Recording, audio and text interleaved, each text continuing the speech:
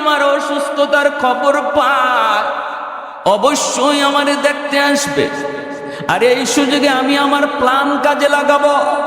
দরজার সামনে বিশাল একটা গর্ত বানাইলো আবু জাহেল, আর গর্তের উপরে চাটাই বিছায়া এমন ভাবে রাখলো যেন টের পাওয়া না যায়। আল্লাহর নবী রহমতের নবীর কাছে আবু জাহেলের লোকগুলি যায়, কয় মুহাম্মদ, তোমার চাচা আবু জাহেল বড় অসুস্থ, কখন জানি মরে যায়। আল্লাহর নবী বলেন, কই, আমাকে নিয়ে যাও, আমি আমার চাচাকে দেখতে যাব, আমি আমার চাচার সেবা করব। রহমতের নবী ঘর থেকে বের হয়ে গেছেন, নবীজি রওনা দিয়ে দিছেন, অথচ আবু জাহেল অসুস্থ নয়।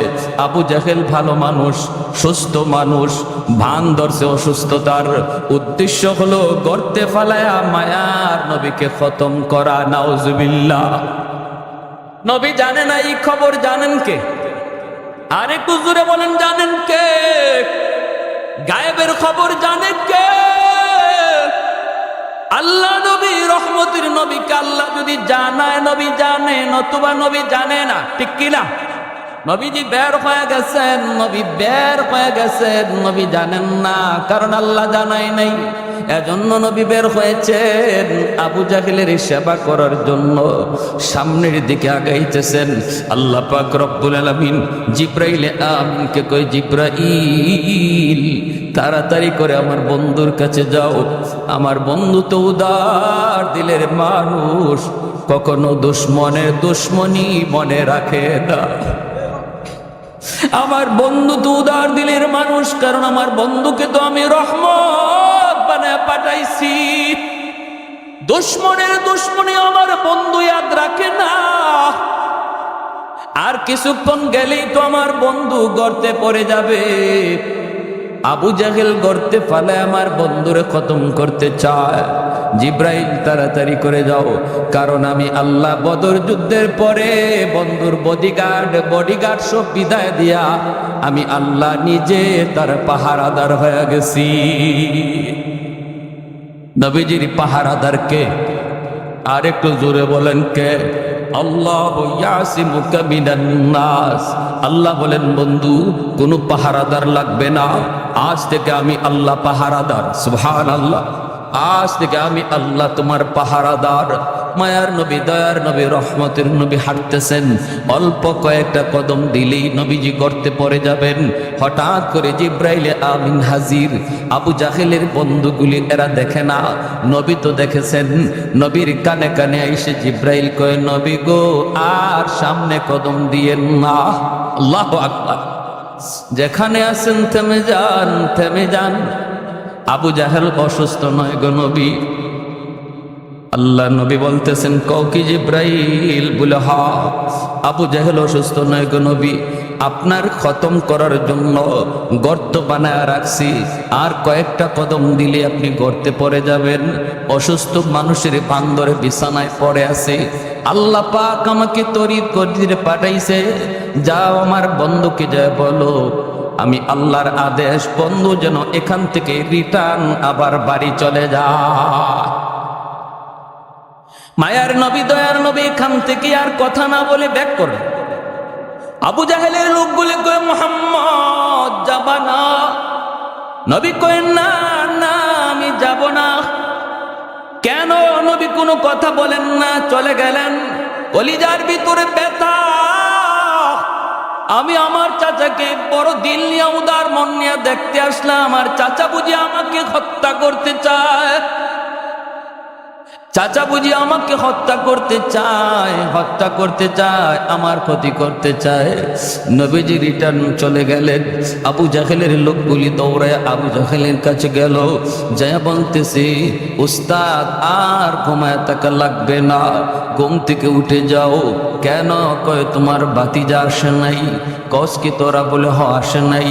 কেন আসে নাই? কয় জানি না, আসছিল তো আসছিল, আর কয়েকটা কদম দিলেই গর্তে পড়ে যেত, কিন্তু জানি না কে তারে কি বলল, ওখান থেকে রিটার্ন চলে গেল, গর্তে পা দিল না।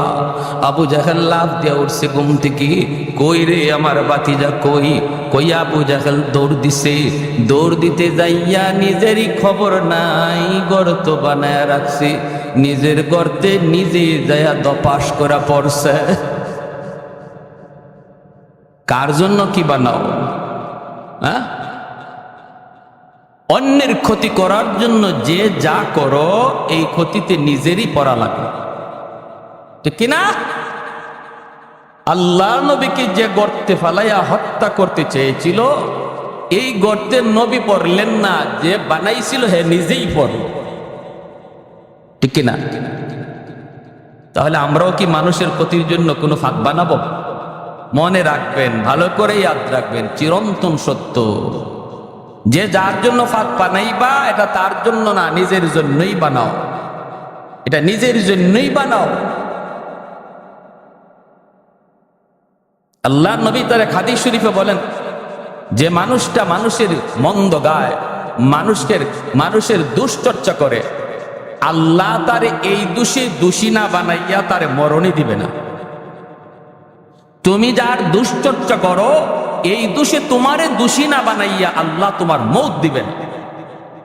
কত বড় কঠিন কথা! অতএব সাবধান, মানুষের দুশ্চর্চা, মানুষের ক্ষতি করার চিন্তা জেহেন থেকে, ব্রেন থেকে সরাও, কারণ এই ক্ষতিটা নিজের কপালেই থাকে, দুদিন পর আর আগে এটা আমার জন্যই ধার্য থাকবে।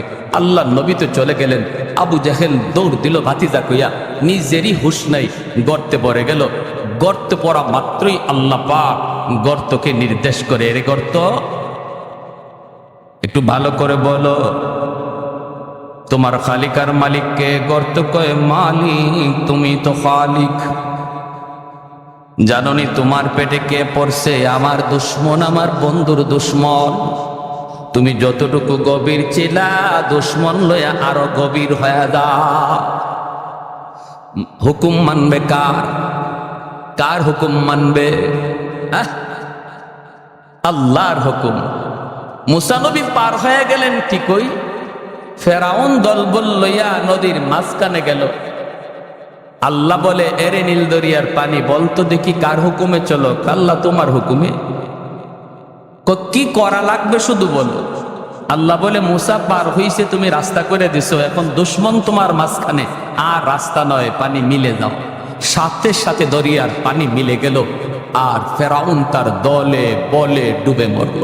পানি কার কথা শোনে? জোরে বলেন। আল্লাহর কথা শোনা মাত্রই গর্ত আরো বেশি করে গভীর হয়ে গেল, গভীর থেকে গভীর হয়ে গেল গর্ত। এইবার আবু জাহেল গর্তের ভিতর থেকে ডাক দিয়া কয়, আমাকে তোরা তাড়াতাড়ি করে তুল। এখন বন্ধু বান্ধব হাত বাড়ায়, আবু জাহেল নাগাল পায় না। লাগাল তো পাবেই না, কারণ যেমনটা বানাইছিল এমন তো আর রয় নাই, ঠিক কিনা? যেমনটা বানাইছে এমন তো রয় নাই, হাত বানাইছে, হাতে নাগাল পায় না। আবু জাহেল কই, কিরে ঘটনা কি? আমি তো এত গভীর গর্ত বানাই নাই। রশি লাগা, রশি বানাইছে, রশিতেও লাগাল পায় না, কোনোভাবেই আবু জাহেলকে লাগাল পায় না। আবু জাহেল গর্তের ভিতর থেকে কয়, তোরা কিছু না বুঝলেও আমি সব বুঝে গেছি, কারণ মুহাম্মদকে যে জানাইছে হেই আমারে গাতায় ফালাইছে, ঠিক কিনা? মুহাম্মদকে যিনি জানাইছে তিনি আমারে ফালাইছে। অতএব যদি বাঁচতে হয়, উঠতে হয়, তাড়াতাড়ি করে আমার ভাতিজা মুহাম্মদের কাছে যাও। আমি এত গভীর গর্ত বানাই নেই, মুহাম্মদ ছাড়া আমাকে কেউ তুলতে পারবা না। দৌড়ায় তারা গেল নবীজির কাছে, যে বলতেছে, মুহাম্মদ, তোমার চাচা আবু জাহেল গর্তের ভিতরে পড়ে গেছে, এখন তারে গর্ত থেকে তুলতে হবে। আল্লাহর নবী, দয়ার নবী বলেন, কও কি তোমরা? বলে, হ, গর্তে পড়ে গেছে। কোথায় গর্ত? কয় তার দরজার সামনেই ছিল। এই গর্তের খবর নবী জানেননি না জানেন না? জানাইছেন কে? গর্তের কারণেই তো নবী ফিরে গেলেন।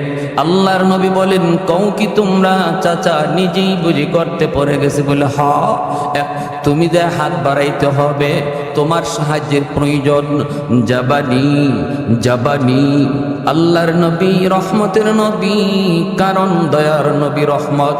শুধু মুমিনের জন্য, মুসলমানের জন্য আমার নবী রহমত নন, অমুসলিমের জন্য মায়ার নবী রহমত। ওয়ামা আরসালনাকা ইল্লা রাহমাতাল লিল আলামিন। রহমত বানাইছে কে? আল্লাহ নবী রহমতের নবী বলেন, চলো আমাকে নিয়ে চলো। সুবহানাল্লাহ, জোরে তো। কালিয়াকৈরের কয়জন মানুষ যাবেন? আপনি যদি জানেন আপনারে মারার জন্য এই গর্ত বানাইছে, এই গর্তে এখন সে নিজে পড়ছে, এখন তারে উদ্ধার করার জন্য যাবেননি?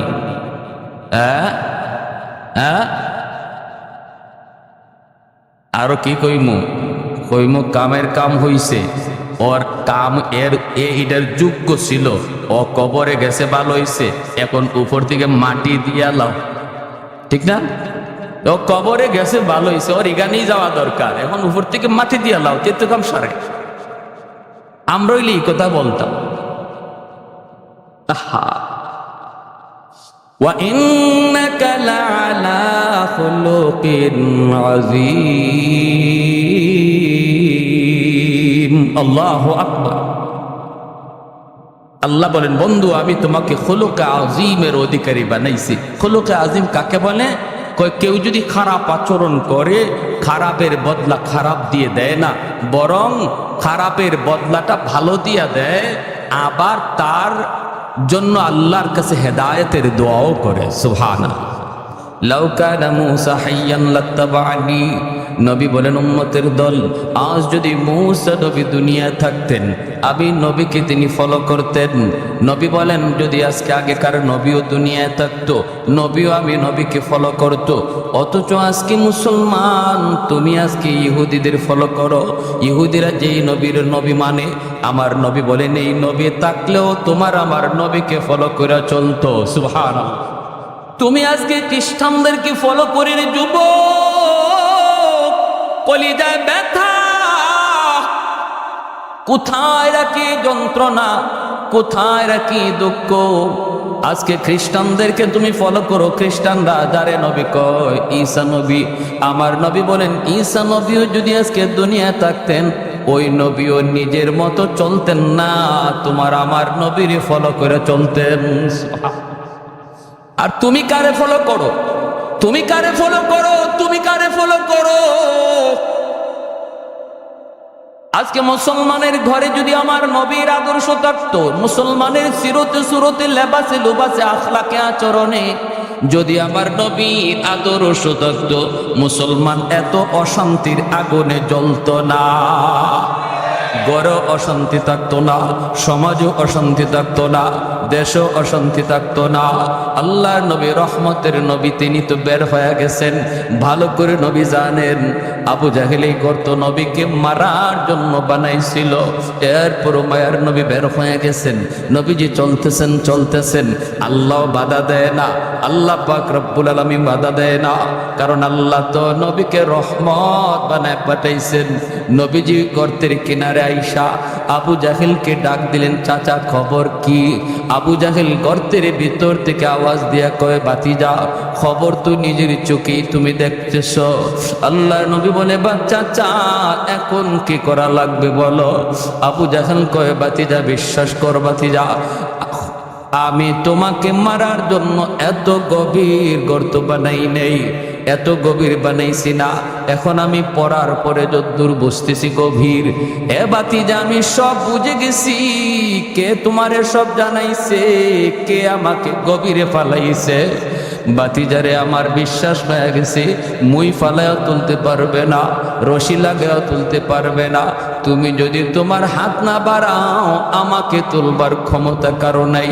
আল্লাহ নবী রহমতের নবী বলেন, চাচা এত দূর যখন বুঝলেন, বাকিটা বুঝেন না কেন? এত দূর তো বুঝলেন, বাকিটাও বুঝেন। আবু জাহেল কয় আগে তুলো, এরপরে সব বুঝবো। নবী কয় না, জীবনে বহু কথা এমন কইছো, বহু কথা কইছো। আল্লাহ নবী গেছেন, আবু জাহেল হাতের মধ্যে কঙ্কর নিয়ে আসছে, হাতের মুঠির মধ্যে পাথরের টুকরা নিয়ে কয় মোহাম্মদ কও তো আমার হাতে কি আছে, যদি বলতে পারো আমি তোমাকে নবী মানবো। নবী কয় আমি যে নবী এই কথাটা আমি বলবো না, তোমার হাতে যা আছে এটাই যদি আমি আমারে নবী কয় তাহলে বিশ্বাস করনি। করি মানে 100%। কও কি তুমি? আবু জাহেলের কথা হলো আমার হাতের ভিতরে হলো পাথরের কণা, এই পাথরের কণায় আবার কেমনে কথা বলবে?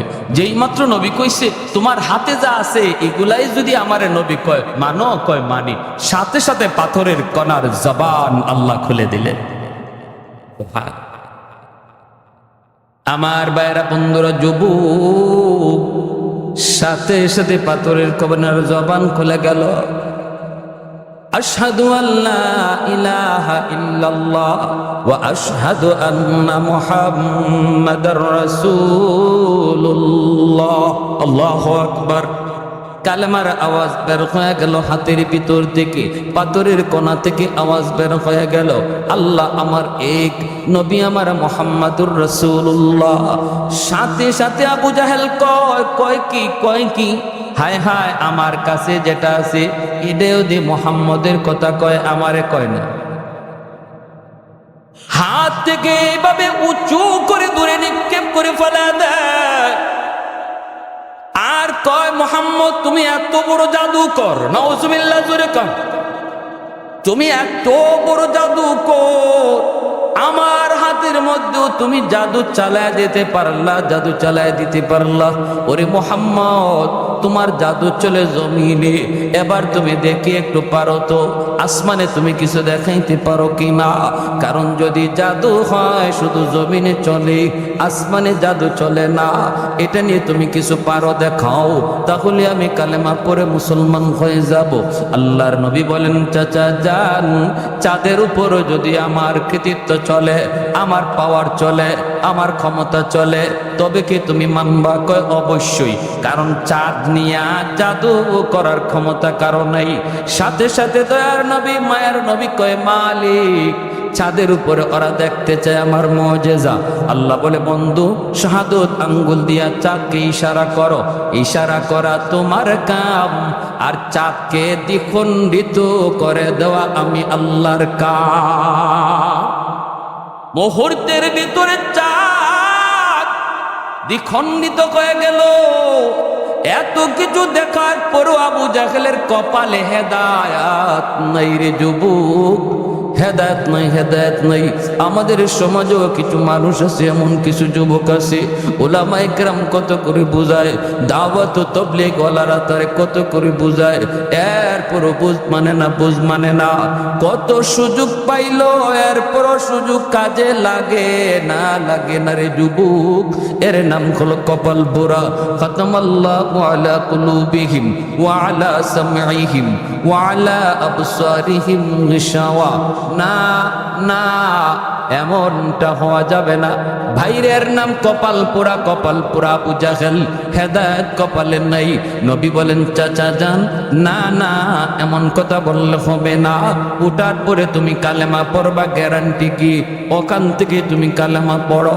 আবু জাহেল কই বাতিজা বিশ্বাস করো, অতীতের সব কথা তুমি ভুলে যাও রে বাবা, এইবার কথা দিছি আমি তো এমনি বৃত্ত হয়ে গেছি, এক পা তো এমনি কবরে চলে গেছি, শেষবারের মতো আমার কথাটা বিশ্বাস করো, আমাকে তুমি একটু উপরে তুইলা দেখো। মায়ার নবী দয়ার নবী আবু জাহেলের এই কথার উপরে বিশ্বাস করে নবী আমার রহমতের হাত বাড়ায়া দিছেন। সুবহানাল্লাহ। নবী আমার তার রহমতের হাত বাড়ায়া দেওয়া মাত্রই আল্লাহ পাক রব্বুল আলামিন কয়, এরে গর্ত একটু তাকা দেখ, তোর দিকে আমার বন্ধুর রহমতের হাত চলে এসেছে। আল্লাহু আকবার। যে নবীর হাতের ইশারায় চাঁদ দ্বিখণ্ডিত হয়, সুবহানাল্লাহ। আমার বন্ধুর হাতের এত দাম, যেখানে বন্ধুর হাত লাগে সেখানে বরকত চলে আসে। আল্লাহু আকবার, জোরে বলেন। নবীজির হাত লাগা মাত্রই বরকত চলে আসি। আল্লাহর নবী রহমতের নবী যা বলেন, জাবের খানা আছে 4 জনের 5 জনের, মেহমান হইছে 1500, টেনশন করো না রে যাবে, আমি নবী তোমার বাড়িতে আজকে মেহমান, আমার সাহাবেরও তোমার বাড়িতে মেহমান। খানা হলো তোমার পাতিলে মাত্র 4 জনের 5 জনের, মেহমান হলাম আমরা 1500। কোনো টেনশন নাই, পাতিলের বাক্সটা আমার সামনে হাজির করো। কোথায় তোমার গোশতের পাতিল, কোথায় তোমার রুটির পাতিল? মায়ার নবী দয়ার নবী হাত মোবারকের মধ্যে একটু লব মোবারক লাগাইয়া গোশতের পাতিলে লাগাইয়া ডাকনাটা নবী দিয়া বলে, যাবে শুধু গোশত নিবা নিবা, কখনো ডাকনা সরায় না। আল্লাহ এ গর্ত আমার বন্ধুর হাতের এত দাম, এত দাম। রক্তের শামস নামক কিতাবের ভিতরে লিখেন, তাবুক যুদ্ধ থেকে ফিরে আসার পথে আল্লাহ নবী বিশ্রাম নিতেছেন, আলী রাদিয়াল্লাহু তাআলা আনহুর উরুতের যুবক মায়ার নবী আলীর উরুতে ঘুমাইতেছেন। ওই অবস্থায় সূর্য হেলে গেছে, আসরের রক্ত চলে গেছে, অথচ আলী আসরের নামাজ পড়েন নাই, আসরের নামাজ পড়তে পারেন নাই। নবীজি আসরের নামাজটা পড়েই আলীকে বলেন, আলী ও আলী তোমার উরুতে একটু বিশ্রাম নিব। নবীও জানেন না আলী যে আসর পড়েন নাই, অথবা নবী জানলেও মনে করছেন একটু পরে ঘুম থেকে উঠে যাবেন, আলী আসরের নামাজটা পড়তে পারবে। কিন্তু না না, আমার আপনার নবীর চোখ লেগে গেল, ওরে আল্লাহর গোলাম, এমন ভাবে চোখ লাগলো আর চোখ খুলল না। সূর্য ডুবে গেল, আসরের রক্ত চলে গেল। মায়ার নবী ঘুম থেকে উঠলেন, উইটা দেখেন আলীর চেহারাটা একদম বিমর্ষ হয়ে গেছে, কারণ নামাজ কাজা, ঠিক কিনা? খাঁটি একজন মুমিনের অন্তরে নামাজ কাজা হওয়া মাত্রই কলিজায় ব্যথা লাগবে। বোঝা গেল তার কলিজার ভিতরে নামাজের প্রতি মহব্বত ঈমানের আলামত। এটা ঈমানের আলামত। মাল ঈমান ইয়া রাসূলুল্লাহ? ইযা সাররাতকা হাসানাতুকা ওয়া ইযা সাআতকা সাইয়্যাতুকা ফাআনতা মুমিন। আল্লাহ নবী ঈমানের স্কেল বলে দিলেন। সাহাবী জিজ্ঞেস করে, নবী গো ঈমান কাকে বলে, কাকে বলে, কাকে বলে? আল্লাহর নবী বলেন, যখনই কোনো নেক কাজ করবা তখনই দেখবা দিলে শান্তি লাগে, আর গুনাহ হলেই অন্তরে অশান্তি লাগে, বুঝবা তোমার কলিজায় ঈমান আছে। আর যদি গুনাহ করার পর কলিজায় ব্যথা না লাগে, বরং আরো অন্তরে খুশি হও, কষ্ট বড় আফসোস। আজকে আমাদের যুবক ভাইদের দিকে তাকাইলে অন্যায় করতেছে হাসতে হাসতে, অন্যায় করার আগেও কোনো অনুভূতি নাই, গুনাহ করার পরেও কোনো অনুশোচনা নাই। নবী বলে ঈমানের আলামত না, এটা ঈমানের আলামত না রে যুবক। তোমার খাতিরে আল্লাহ আসমান বাঁচায় রাখছে, জমিন বাঁচায় রাখছে। রব্বুল আলামিন কয়ে, রে জমিন থাম থাম, জমিনে যেই পরিমাণ গুনাহ হয় এই হারে যদি জমিনে গজব আসতো বহু আগেই জমিন ধ্বংস হয়ে যাইত। কিন্তু এরপর আমি আল্লাহ কেন জমিন ধ্বংস করি না জানুনি? ওয়াশাবাবু খুশা, জমিনে এমন কিছু যুবক আছে যেই যুবকের কলিজায় আমি আল্লাহর ভালোবাসা, যেই যুবকের কলিজায় আমি আল্লাহর ভয়, যেই যুবক যৌবনে আমি আল্লাহকে ভয় করে চলে, অন্যায় কাজে যায় না, মদ গান্ধার দিকে যায় না, বাপ মার সাথে বেয়াদবি করে না, মুরব্বীদের সাথে খারাপ আচরণ করে না, গান বাজনার আয়োজন করে না। না না, ওই যুবককে মসজিদে পাওয়া যায়, উলামায়ে কেরামের সাথে চলতে দেখা যায়, অথচ যৌবনের চাহিদা ছিল তার গুনার দিকে দৌড়ানো, সেই পাগলা গোড়ার লাগাম টেনে ধরছে। রব্বুল আলামিন বলে, ফেরেশতারা শুন শুন, ওই যুবকের কলিজার দিকে যখন আমি আল্লাহ তাকাই তখন এই জমিনের প্রতি আমার মায়া লেগে যায়। এখনো জমিনে এমন কিছু যুবক বন্ধু পাওয়া যায় যৌবনের পাগলামি করে না, যৌবনে দাওয়াত ও তাবলীগের সময় লাগায়, হালাল ব্যবসা করে না, হারাম প্রেম ভালোবাসার দিকে যায় না। এ যুবক, তোমার কি একটু কলিজাটা নরম হয় না রে যুবক? যে মালিক তোমাকে আমারে বানাইছে ওই খালিক আর ওই মালিক বলে, যুবক আমি তোমার দিকে তাকায়া জমিন টিকায় রাখছি। ভাইরা আমার, আলী রাদিয়াল্লাহু তাআলা আনহুর চেহারা বিবর্ণ হয়ে গেল। আল্লাহ নবী বলে, আলী তুমি কি আসরের নামাজ পড়ো নাই?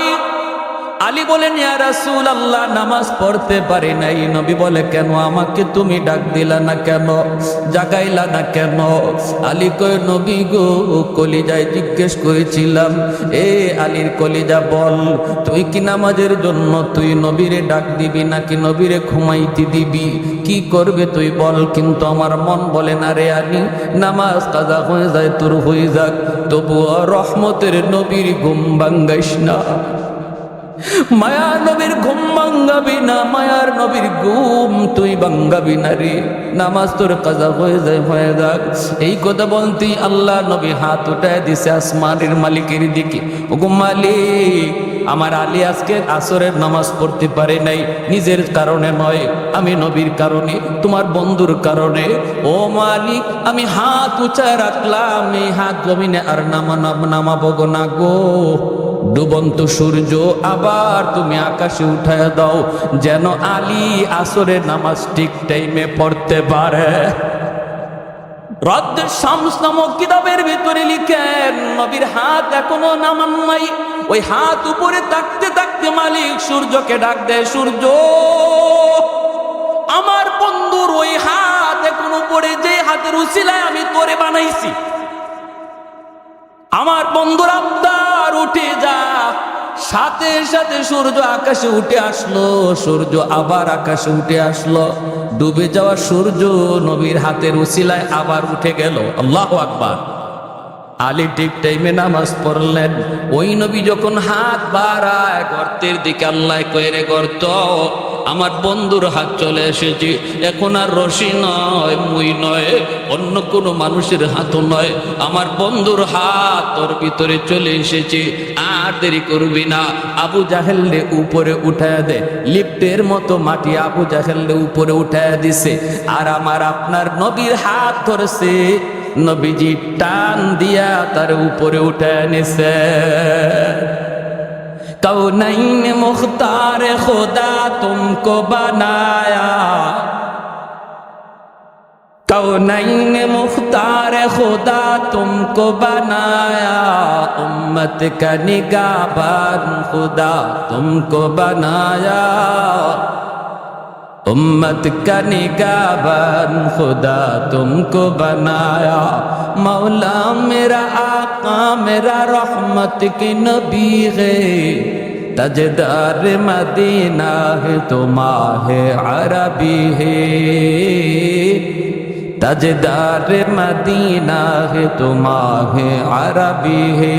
अशजार ने देते हैं नबूवत के शहादत, तशकीक कमर में है तो अंगुल की इशारात, तशकीक कमर में है तो अंगुल की इशारा। अल्लाहु আকবার করে বলেন। নবী কয়, চাচা এবার কালেমাটা পড়ালেন। গর্তের ভিতর থেকে ওয়াদা দিছিল উঠলেই কালেমা পড়বো, ঠিক না? নবী কয়, চাচা তুলসী তো, এবার কালেমাটা পড়েন। মায়ার নবী কত চেষ্টা করছেন প্রিয় মানুষগুলাকে, রক্তের মানুষগুলিকে হেদায়েতের পথে আনার জন্য, কত আপ্রাণ চেষ্টাই না মায়ার নবী করছেন। তারপর নবী বলেন, চাচা গো, ও চাচা আমি তো আপনার কথা মানছি, এবার একটু আমার কথাটা মানেন।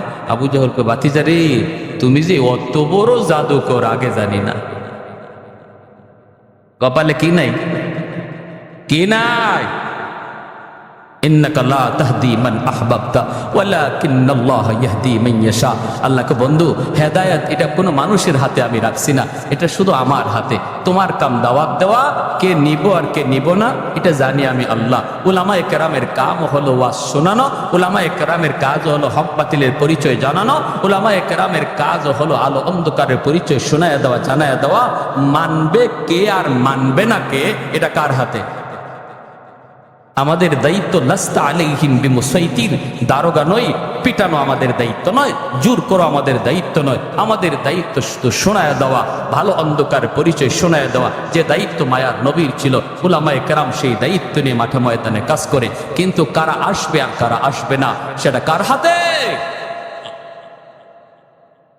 এজন্য এত সুন্দর আখলাক ওয়ালা নবী, যেন সেই যে নবীর আদর্শ আমার জীবনের প্রতিটা সেক্টরে। আমি প্রতিনিধি, জনপ্রতিনিধি, দায়িত্বশীল। মায়ার নবী মদিনার রাষ্ট্রনায়ক, নজির আসেনি না নাই? আদর্শের নজির আসেনি না নাই? ফাতেমা মায়ার নবীর কুরাইশ বংশের মহিলা চুরির দায়ে ধরা পড়লো, আল্লাহর নবীর বংশের মহিলা চুরির দায়ে ধরা পড়লো। এইবার চুরির অপরাধ কি হাত কেটে দেওয়া, কিন্তু এই মহিলার হাত কাটলে কুরাইশ বংশের ইজ্জত যায়, নবীর বংশের ইজ্জত যায়। সাহাবায়ে কেরাম মায়ার নবীর কানে এই কথাটা কে শোনাবে? নবী গো, এই মহিলাটার বংশ আপনার, অতএব হাত কাটতেন না, বিচারটা একটু হালকা করা যায় কিনা, এই কথাটা নবীর কানে কে শোনাবে? সবাই মনে করতেছে শোনানো দরকার, কিন্তু শোনাবে কে?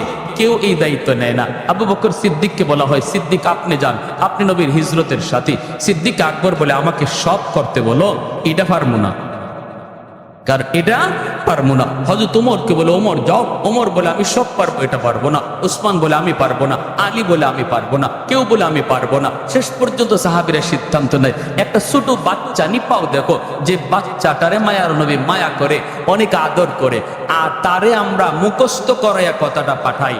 আর যদি নবী তার উপরে রাগ করে, আমরা তখন সালিশ হয়ে গিয়া বলবো, ইয়া রাসূলুল্লাহ, ছোট মানুষ বুঝে না, মাফ করে দেন, শিখাইয়ে দিব, আমরা বিচারও করবো আমরা। এবার আল্লাহ নবীর কাছে পাঠানো হলো ছোট্ট একটা বাচ্চাকে, যার নাম হলো উসামা ইবনে যায়েদ, নবীজির নাতি, পালক পুত্র যায়েদ ইবনে হারেসা রাদিয়াল্লাহু তাআলা আনহুর ছেলে, যার নাম ছিল উসামা। নবীজির নাতি হাসান হুসাইনের মতোই, হাসান হুসাইন নবীজির মেয়ের ঘরের নাতি, আর ছেলের ঘরের নাতি অর্থাৎ পালক পুত্র যায়েদ ইবনে হারেসা, ওনার ছেলে উসামা। ইনাকেও নবীজি কাঁধে নিয়ে নিয়ে ঘুরতেন, আদর করতেন নাতি। ওই নাতিরে সবাই ডাইকে আনছে, উসামা তুমি ছোট মানুষ হইলো, তোমার বুঝ ভালো আছে, একটা কথা যাইয়া দাদারে বলো, কারণ দাদা নাতির একটা মায়ার সম্পর্ক থাকে, একটু তুমি যাইয়া বলো। কি বলবো? যাইয়া বলবা, দাদা, ও দাদা, দাদা। বলে, কি রে নাতি, কস না? বললে, দাদা, যে মহিলাটা আজকে আপনার হাতে গ্রেপ্তার হয়েছে চুরি অপরাধে, এই মহিলার বংশ নাকি আপনার বংশের, অতএব দাদা গো, একটু বিচারটা হালকা করা যায় কিনা, হাত না কাটতে আঙ্গুল কাইটা এটারে একটু হালকা করে বিচারটা করলে হয় কিনা, এই কথাটা তুমি বোঝাই দিবা। যদি নবী রাগ করে, তখন আর জিজ্ঞেস করে কে শিখাইছে, কইবা কেউ শিখাইছে না, আমি নিজেই কইছি। ওসামা গেছেন গে আল্লাহ নবীর কাছে, যেই মাত্র বলছেন, হাদিস শরীফে আসছে, মায়ার নবীর চেহারা মোবারক লাল হয়ে গেছে গুসায়, নবীজি বসা থেকে দাঁড়ায় গেছেন। সুবহানাল্লাহ, কি বিচার ব্যবস্থা ছিল! আর আজকে আমরা নিজের লোক হইলে, নিজের পরিবারের লোক হইলে, নিজের গোষ্ঠীর লোক হইলে, নিজের মুখ চেনা লোক হইলে বিচার হালকা হয়ে যায়। আয় হায়, এই কি আমার নবীর আদর্শ ছিল? মায়ার নবীর চেহারা লাল হয়ে গেল, নবীর চেহারা লাল হয়ে গেল, বসা থেকে উঠে গেলেন। আর নবী বলতেছেন, ওসামা, আমি ভালো করে বুঝতেছি এটা তোমার কথা নয়, আমার সাহাবীরা শিখে এনেছে। মনে রাখো, শুধু কুরাইশ বংশের মেয়ে না, আমার কলিজার টুকরা মেয়ে ফাতেমাও যদি আর চুরির অপরাধে গ্রেপ্তার হতো, আমি মুহাম্মদুর রাসূলুল্লাহ তার হাত কেটে দিতাম। আল্লাহু আকবার। আল্লাহ আমাকে ইনসাফ প্রতিষ্ঠা করার জন্য পাঠাইছে, বেইনসাফি করার জন্য নয়। গরিবের ক্ষেত্রে একরকম বিচার, আর ধনীর ক্ষেত্রে আরেক রকম বিচার। অচেনা মানুষের সাথে একরকম বিচার, আর মুখ চিনা মানুষের সাথে একরকম বিচার। এমন বিচার ব্যবস্থা পৃথিবীতে প্রতিষ্ঠা করার জন্য আল্লাহ আমাকে পাঠায় নাই, আমাকে পাঠাইছে একটা সার্বজনীন সুবিচার ব্যবস্থা প্রতিষ্ঠা করার জন্য। তাহলে আমি একজন জনপ্রতিনিধি হলে আমার নবীর আদর্শ আমার মাঝে খুঁজলে পাওয়া যাবে কি যাবে না? আসেনি না নাই? মায়ার নবী, দয়ার নবী, আমি যদি একজন সন্তান হই, মায়ার নবী আদর্শ রেখে গেছে। মনে রাখবেন, নবী বলেন, মা মিন ওয়ালাদিন বারিন ইয়ানজুরু ইলা ওয়ালিদাইহি নাজরা রাহমাতিন ইল্লা কাতাবাল্লাহু লাহু বিকুল্লি নাজরাতিন হাজ্জাতাম মাবরুরা। নবী বলেন, শোনো, আমিও তোমাদের মতো একজন সন্তান, আমারও মা আছে, বাবা আছে, বাবা পাই নাই, মা অল্পদিন পাইছি। উম্মতেরা শোনো, মায়ার নজরে, মায়ার নজরে শুধু বাপমার চেহারার দিকে তাকায় রইছো তুমি, কোনো কথা না, শুধু একটু মায়ার নজরে তাকাইছো, আল্লাহ তোমার ওই নজরে নজরে কবুল হজের সওয়াব দান করবে। যে নবী জীবনে মিথ্যা বলেন নাই, ওই নবী বলে একজন সন্তান প্রতিদিন একটা কবুল হজ, প্রতিদিন অসংখ্য কবুল হজ তার আমল নামায় জমা করার সুযোগ রয়েছে। হাসরের মাঠে দেখবে তার আমল নামায় হজ, বলবে মালিক আমি দুনিয়া হজই তো করি নাই, এতগুলা হজ আসলো কোত্থেকে? আল্লাহ এটা আমার আমল নামা না, এটা অন্য কারো আমল নামা। মালিক তোমার ফেরেশতারা ভুল করে কারো আমল নামা আমাকে দিয়ে দিছে, আমারটা জানি কার কাছে দিয়ে দিছে। আল্লাহ বলবেন কও কি তুমি? বলে হ, তোমার ফেরেশতারা ভুল করছে, এটা আমার না। আল্লাহ বলবে আমার ফেরেশতারা ভুল করে না, কেমনে তুমি কও ভুল? আল্লাহ আমি জীবনে হজই করি নাই, অথচ আমার আমল নামা দেখা যায় 1000 2000 হজ। যে বাপমার দিকে বেশি বেশি তাকাইছে তার জীবনে লক্ষ হজ, আমল নামায় লক্ষ হজ। আল্লাহ এটা আমার আমল নামা নয়, ফেরেশতারা ভুল করছে। রব্বুল আলামিন বলবে বান্দা শোনো, আল্লাহ তখন হাদিস শরীফে আসছে, আল্লাহ পাক তখন কুদরতি মুচকি হাসবেন। সুবহানাল্লাহ। তার কথা শুনে আল্লাহ কুদরতি মুচকি হাসবেন আর বলবেন না আমার ফেরেশতারা ভুল করে না বান্দা, যা দেখছো এটা তোমারই, তো ঘরেই তোমার হজ ছিল, তোমার মা তোমার বাবা যাদের দিকে তুমি মায়ার নজরে তাকায় তাকায় কথা বলতা, বাজারে গেল আম্মার চেহারার দিকে তাকাইতা, মা কিছু লাগবে? বাজারে যাইতেছি। আব্বা তোমার ওষুধ আছে না শেষ? বাজারে যাইতেছি। এই এতটুকু মার চেহারার দিকে তাকায় গেছে আর আইছে, কথা বলতেই বাপমার চেহারার দিকে তাকায় তাকায় কথা বলছে। বান্দা এতটুকু আমল যে তোমার দুনিয়াতে ছিল, ওই প্রতিটা চাওয়াকে আমি আল্লাহ কবুল হজ বানায়া তোমার আমল নামা উঠাইয়া দিছি। তাহলে আমি একজন বাবা হলে, আমিও একজন সন্তান হলে, আমার মায়ার নবী সন্তান হিসাবে আদর্শ আমার জন্য রেখে গেছেন কিনা? আসেনি না নাই? আল্লাহ আমাদেরকে সহি বুঝদান করুন, আমরা কোন পথে চলতেছি। আজকে আমার সেলিম আজাদ ভাই আলহামদুলিল্লাহ একজন বাবার সুসন্তান, নেক সন্তান, উলামায়ে কেরামের সাথে থাকার সুবাদে আল্লাহ পাক দিনের বুঝ দিয়া রাখছেন।